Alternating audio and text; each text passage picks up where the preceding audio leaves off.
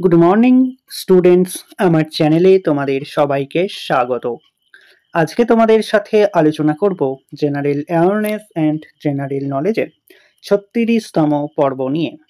তো আগের পর্বগুলির মতোই আজকের পর্বটিও খুবই গুরুত্বপূর্ণ হতে চলেছে, বিশেষ করে যারা রেলওয়ে গ্রুপ ডি এক্সাম দিতে চলেছ 2025-এ। তো প্রতিদিন ঠিক সকাল 6টায় আমি তোমাদেরকে এই পর্বটি করিয়ে থাকি, তো অবশ্যই সকলেই যুক্ত হয়ে যাবে এই সময়। সমস্ত আপকামিং রেলওয়ে এক্সামের জন্যই এই পর্বটি উপকৃত হবে, যেমন এএলপি টেকনিশিয়ান, আরআরবি টেকনিশিয়ান, সমস্ত পরীক্ষাগুলিতেই। তো চলো আজকের পর্বটি শুরু করা যাক। তোমাদের প্রথম প্রশ্ন হলো, নিম্নের কোনটিতে সৌর বিকিরণ সবথেকে গুরুত্বপূর্ণ ভূমিকা নেয়? খুবই ইম্পর্টেন্ট একটি প্রশ্ন। নিম্নের কোনটিতে সৌর বিকিরণ সবথেকে গুরুত্বপূর্ণ ভূমিকা নেয়? সঠিক উত্তর অপশন ডি, জলচক্র। হাইপারমেট্রোপিয়া ঠিক করা হয় কি ব্যবহার করে? 5টি স্টার দিয়ে রেখো। হাইপারমেট্রোপিয়া ঠিক করা হয় কি ব্যবহার করে? সঠিক উত্তর অপশন এ, উত্তর লেন্স ব্যবহার করে হাইপারমেট্রোপিয়া ঠিক করা হয়। ভারতীয় নাগরিকত্বের জন্য আবেদন করতে ন্যূনতম কত বছর ভারতে থাকতে হবে? 5টি স্টার দিয়ে রেখো।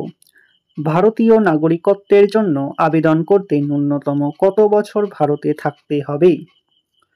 সঠিক উত্তর অপশন সি, অন্ততপক্ষে 5 বছরের ভারতীয় বাসিন্দা হতে হবে। আঞ্চলিক রেলওয়ে মুখ্য কার্যালয় এর অফিসের স্টেশন মাস্টার বিভাগের বিভাগীয় প্রধান কে? খুবই কনসেপচুয়াল একটি প্রশ্ন, এএলপি টেকনিশিয়ানে প্রশ্নটি এসেছিল। আঞ্চলিক রেলওয়ে মুখ্য কার্যালয় এর অফিসের স্টেশন মাস্টার বিভাগের বিভাগীয় প্রধান কে? সঠিক উত্তর অপশন ডি, মুখ্য অপারেশন ম্যানেজার। 17 দফা চুক্তি ভারতের কোন প্রতিবেশীর ইতিহাসের একটি গুরুত্বপূর্ণ মোড়? 5টি স্টার দিয়ে রেখো। 17 দফা চুক্তি ভারতের কোন প্রতিবেশী ইতিহাসের একটি গুরুত্বপূর্ণ মোড়? সঠিক উত্তর অপশন সি, তিব্বতের। তিব্বতের শান্তিপূর্ণ মুক্তির 17 দফা চুক্তি বলতে কার্যত স্বাধীন তিব্বতের রাষ্ট্রপ্রধান চতুর্দশ দলাই লামার প্রতিনিধিদের সঙ্গে তৎকালীন গণচীন সরকারের 1951 খ্রিস্টাব্দে স্বাক্ষরিত চুক্তিকে বোঝানো হয়। অমৃতসরে জালিয়ানওয়ালাবাগের হত্যাকাণ্ড কত সালে ঘটেছিল? অমৃতসরে জালিয়ানওয়ালাবাগের হত্যাকাণ্ড কত সালে ঘটেছিল? সঠিক উত্তর অপশন বি, 1919 খ্রিস্টাব্দে ঘটেছিল। গান্ধীজি কংগ্রেসের কোন অধিবেশনের সভাপতি হয়েছিলেন? গান্ধীজি কোন অধিবেশনের সভাপতি হয়েছিলেন? সঠিক উত্তর option C, Belgaum. Magnesium sulphate heptahydrate hydrated সাধারণ নাম কি? ম্যাগনেসিয়াম সালফেট হেপাটাই ডাইহাইড্রেট সাধারণ নাম কি? সঠিক উত্তর অপশন এ, এপসম লবণ। ইনফ্লুয়েঞ্জা রোগটির জন্য দায়ী? ইনফ্লুয়েঞ্জা রোগটির জন্য দায়ী? সঠিক উত্তর অপশন এ, ভাইরাস। ভারতের মূল সংবিধান 7টি মৌলিক অধিকারের কথা বললেও বর্তমানে আছে। প্রশ্নটিকে একটু ঘুরিয়ে দেওয়া হয়েছে।